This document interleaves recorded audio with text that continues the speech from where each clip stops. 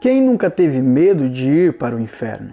Ou até mesmo de imaginar a possibilidade de como é estar em um lugar como esse?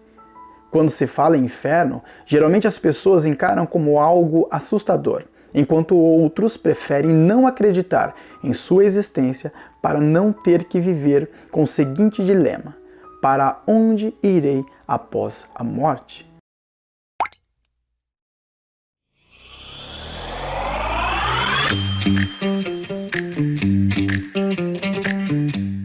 Fala, meus queridos, tudo na paz? Jesus Live mais uma vez. Na nossa cultura, inferno é uma coisa, digamos assim, comum. Todas as pessoas praticamente sabem do que se refere o inferno. Nem que seja por uma leve inferência, ou quando se fala inferno, a pessoa sabe, ainda que ignorantemente, sabe do que se trata. Mas o que a Bíblia tem a nos ensinar sobre o inferno? Será que o inferno é um lugar de tormento, de fogo eterno? Ou será que o inferno é apenas uma figura de linguagem utilizada pela Bíblia Sagrada? Bom, meus queridos, eu quero convidá-los a vir comigo neste vídeo para nós estarmos aprendendo um pouco mais das Sagradas Escrituras. Mas antes disso, eu quero te pedir para que você nos ajude a fazer essa obra. Então compartilhe este vídeo, deixe o seu like, se inscreva no nosso canal aí, ative o sininho para que você receba mais vídeos como esse, receba notificação dos nossos vídeos para que nós possamos aprender da Palavra de Deus juntos. Nosso objetivo é fazer a obra de Deus e nós conseguiremos fazer a obra com mais eficácia se você nos ajudar. Então que Deus abençoe em nome de Jesus e vamos aprender da palavra do Senhor. Antes de mais nada, nós precisamos saber que a palavra inferno, na verdade, não existe na Bíblia Sagrada. Espera aí que eu vou explicar com mais profundidade. A Bíblia Sagrada, né, o Antigo Testamento, por exemplo, foi escrito em hebraico e o Novo Testamento foi escrito em grego. A palavra inferno que nós temos na nossa língua portuguesa, mas ela não vem nem do grego e nem do hebraico, e sim do latim. E isso aconteceu quando os escritos originais foram traduzidos para o latim, o que é conhecido como Vulgata Latina. E essa tradução foi feita por São Jerônimo, a pedido do Papa Damásio I, ali no final do século IV e início do século V. Então foi colocado no lugar das palavras originais ali a palavra inferno. A palavra inferno vem do latim infernus, que significa lugares baixos ou da parte de baixo. Mas então que palavra estava ou está nos originais grego e hebraico, se não está a palavra inferno, que vem do latim? Na verdade, nós podemos encontrar 4 palavras para o equivalente ao inferno que nós conhecemos. Número 1, Sheol. Sheol é uma palavra em hebraico que está lá no Antigo Testamento, que nós conhecemos como Antigo Testamento. O Sheol, para a nossa tradução, seria mais ou menos o equivalente à cova, à sepultura. Ele é traduzido como habitação dos mortos. Era uma interpretação de forma genérica ali do povo hebreu, ali do Antigo Testamento, em relação para onde ia, né, as pessoas que morriam. Lembrando que essa palavra Sheol aparece ali cerca de 65 a 67 vezes no Antigo Testamento. Número 2, Hades. Hades seria uma palavra também equivalente a inferno, só que no grego. Inclusive na Septuaginta. E o que é Septuaginta? Septuaginta é a tradução do Antigo Testamento em hebraico para o grego, que foi realizado em Alexandria por cerca de 70 anciãos ali, por isso o nome, né, Septuaginta, né?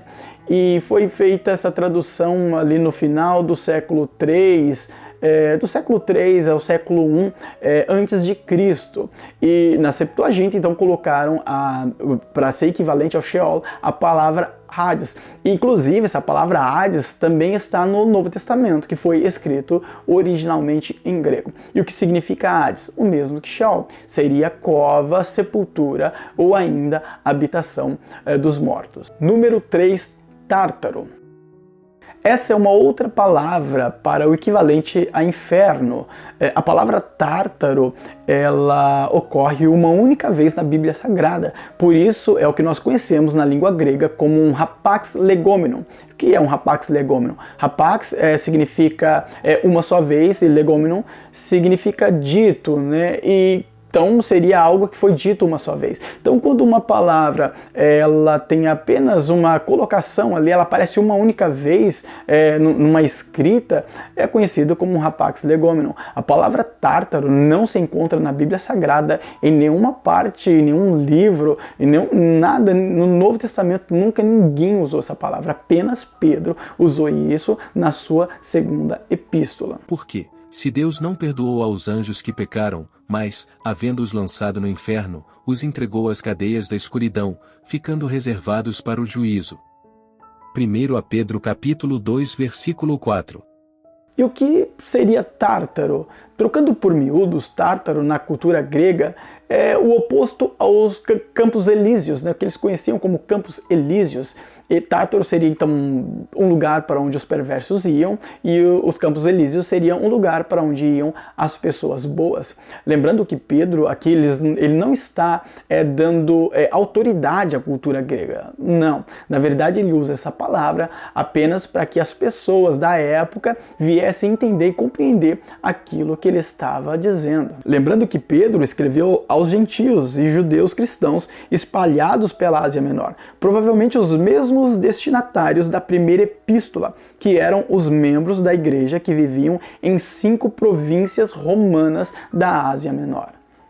Outra palavra que nós encontramos nos textos originais é o Gehenna. Gehenna, na verdade, é uma adaptação da palavra original, né, do hebraico Gehinnom, que seria o Vale de Hinnom. Lembrando que o Vale de Hinnom era um lugar onde se oferecia um culto, né, ao deus Moloque. Inclusive foi ali que Salomão edificou um altar a este deus. O rei Acaz, ele ofereceu seu filho em sacrifício. O rei Manassés também fez isso, né, ofereceu seu filho em sacrifício ali ao deus Moloque. E este culto, nestes sacrifícios, era feito justamente ali no Vale de Hinnom. Posteriormente, o Vale de Hinnom ele veio a servir como um tipo de lixão, ali, um depósito de lixo. E ali as pessoas jogavam todo tipo de lixo, restos de animais. Então era um lugar onde literalmente o bicho ele consumia, né, aqueles bichos, aqueles cadáveres, né, daqueles animais, isso constantemente, sem falar do enxofre que queimava ali sem parar. Daí Jesus ele pega todo este cenário e ele traz o Gehenna, né, inferno, traduzido também como inferno, para poder explicar como que funciona o inferno, ali o Gehenna. Nós podemos ler isso lá em Marcos, no capítulo de número 9, verso de número 47, o verso de número 48, por exemplo. E se o teu olho te escandalizar, lança-o fora. O melhor é para te entrares no reino de Deus com um só olho do que, tendo 2 olhos, seres lançado no fogo do inferno, onde o seu bicho não morre, e o fogo nunca se apaga. Marcos capítulo 9 versículo 47 e 48. Então aqui em Marcos, ainda que para nós aparece a palavra inferno, no original seria o Gehenna, justamente um lugar aonde, segundo o próprio Jesus, seria um lugar de sofrimento. Mas e quando as pessoas morrem, para onde é que elas vão afinal? Elas vão para um inferno, um lugar de tormento e fogo eterno? Ou elas dormem eternamente? Bom, para isso nós temos que ir para Lucas capítulo 16, do verso de número 19 ao verso de número 31. Ali nós vamos conhecer uma história em que Jesus conta sobre 2 homens que faleceram. Um foi para um lugar de tormento e outro foi para um lugar de descanso. E ali Jesus deixa bem claro que o lugar de tormento de fato é um lugar de sofrimento, enquanto o lugar de descanso, obviamente, seria o oposto. Nós estamos falando da conhecida parábola do rico e Lázaro. Porém, o que eu posso dizer sobre esta parábola do rico e Lázaro é que, na verdade, essa não é uma parábola. Mas aí algumas pessoas vão dizer, mas na minha Bíblia, lá no título, está escrito parábola do rico e Lázaro. E nós conhecemos como parábola do rico e Lázaro por conta disso. Mas o que nós devemos lembrar é que os títulos que contém nas nossas Bíblias não são inspirados, tá? A Bíblia Sagrada ela é inspirada por Deus. Os títulos, as notas de rodapé, os estudos que contém nas nossas Bíblias hoje, esses não são inspiração divina, tá? Mas a Bíblia, sim, o texto sagrado é inspiração divina e autoridade máxima ali da parte de Deus. Mas os títulos não. Eles foram acrescentados, colocados por tradutores, né, centenas de anos depois. Tá? Então, na verdade, não tem, nos escritos originais não tem esses títulos. E ali foi colocado como parábola do rico e Lázaro. O segundo ponto a ser abordado aqui é que em parábola não se dá nome próprio aos personagens, o que ocorre neste texto aqui de Lucas, do capítulo de número 16. Tá?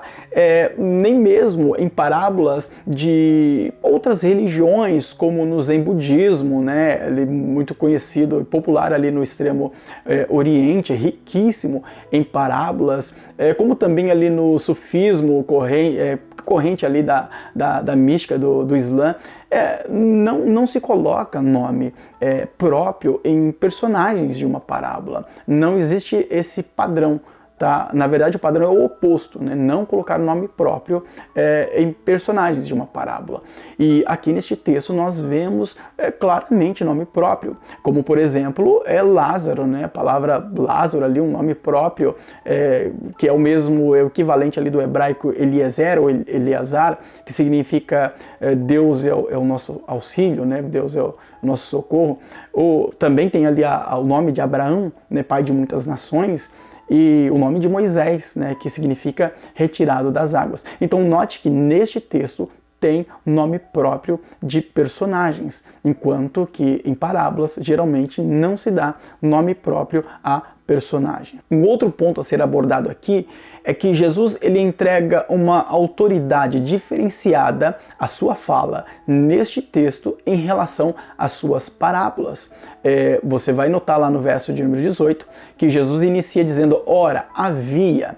A palavra havia ali é um verbo grego, ime, que significa existia. Então Jesus ele está trazendo uma autoridade diferenciada. Existia um homem e assim ele dá seguimento ali à sua fala. Então é diferente de como ele faz com as parábolas geralmente. É lógico, quando nós falamos existia aqui do grego, não estamos afirmando que de fato o que ocorre nessa história que Jesus conta, de fato aconteceu. Até porque é difícil nós provarmos isso biblicamente. O que nós estamos fazendo aqui é, na verdade, colocando como não sendo uma parábola.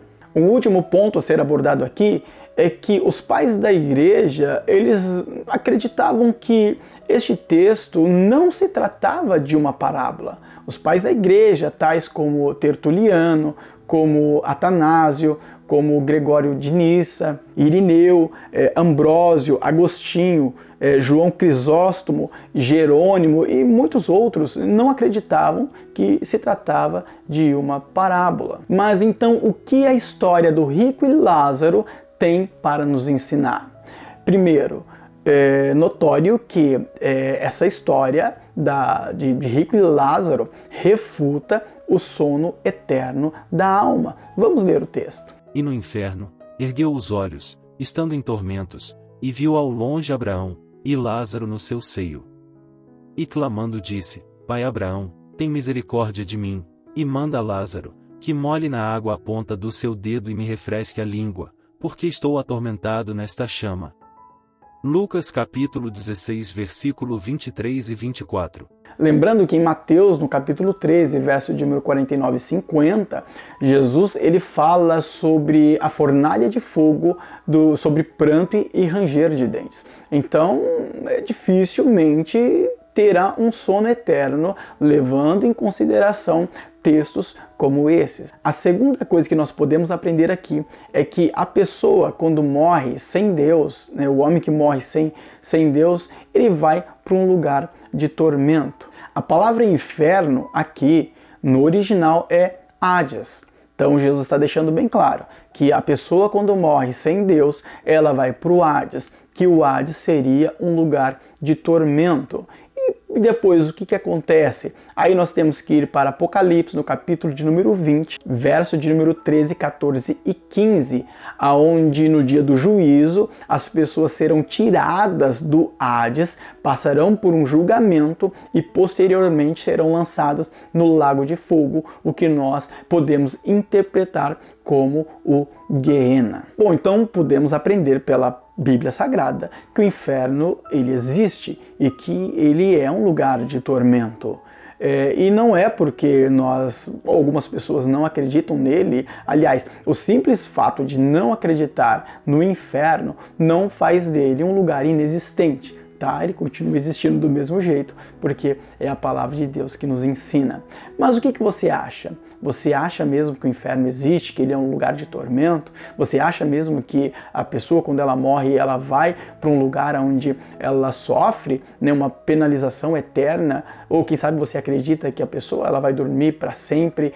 Bom, não sei. Mas o que você tem a nos dizer? Escreve aí nos comentários, escreve aquilo que você acha, aquilo que você entende a respeito da palavra de Deus, a sua visão, para que nós possamos aprender também com você. Seu comentário é muito bem-vindo. E não se esqueça de se inscrever no nosso canal, você que não é inscrito, de compartilhar, de deixar o seu like, aí nos ajudando nessa obra. Bom, meus queridos, eu vou ficando por aqui, que Deus abençoe grandiosamente.